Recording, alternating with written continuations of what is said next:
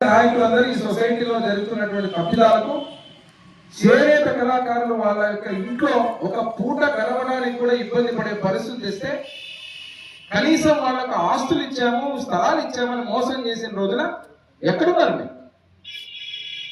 మీరు? వచ్చి ఈరోజు జయనాగేశ్వర రెడ్డి గురించి, మా కూటమి ప్రభుత్వం గురించి, ఆ పార్టీలో ఉన్న వ్యక్తి మా పార్టీలో ఉన్న వ్యక్తి మాట్లాడుతున్నారు.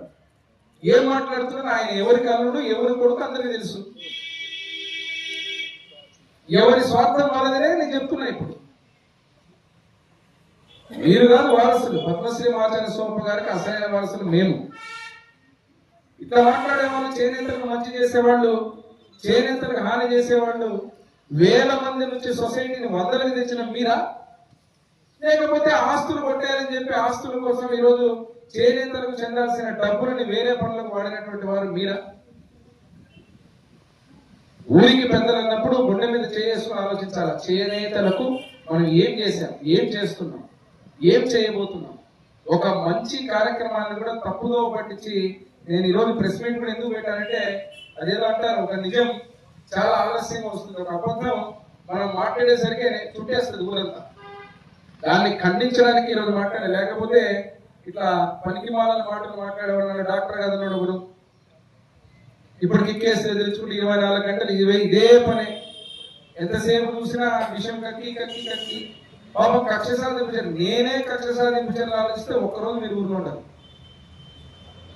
అట్లా సంస్కృతి మా తండ్రి గారు మాకు నేర్పారు. కాబట్టి ఈ రోజు నువ్వు మాట్లాడగలుగుతున్నావు, ఈ రోజు కూడా నువ్వు మాట్లాడగలుగుతున్నావు, తప్పుడు మాటలు మాట్లాడగలుగుతున్నావు అంటే ఆ సంస్కృతి మా తండ్రి బివి మోహన్ రెడ్డి గారు ఎమ్మెల్యేలో ఎప్పుడు హర్షించారు ఎవరు కూడా.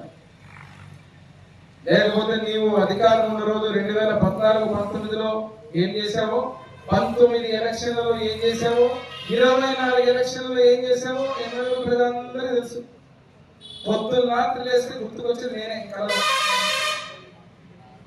కాబట్టి నేను మీ అందరినీ ఒకటే కోరుతున్నా, పత్రికాముఖంగా చేనేత కళాకారులకు ఏమాత్రం మంచి చేయాలన్నా అది మా కుటుంబము, కూటమి ప్రభుత్వం తప్ప వేరే వాళ్ళు కాదు. కళలో కూడా ఊహించను, నేను కళలో కూడా ఒప్పుకోను.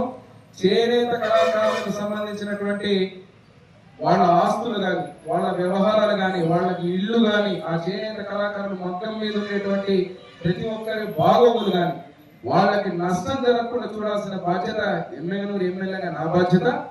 ప్రజలు నాకు ఇచ్చినటువంటి ఆశీర్వాదం. నేను ఈరోజు ఎమ్మెల్యేగా ఉన్నాను, వారందరూ ఓట్లు వేస్తే నేను ఎమ్మెల్యేగా ఉన్నాను.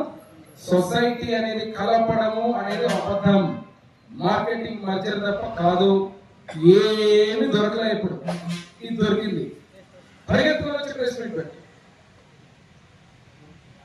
కాబట్టి ఈ తప్పుడు ప్రచారాన్ని చేనేత కళాకారులు ఎవ్వరు నమ్మొద్దండి, ఎవరు నమ్మాల్సిన అవసరం లేదు. మీకు మంచి చేసే కార్యక్రమాలు చేపడతాడు జయనాగేశ్వర రెడ్డి కూటమి ప్రభుత్వం తప్ప మీకు చెడు అనేది జరగనివ్వని చెప్పి తెలియజేస్తుంది.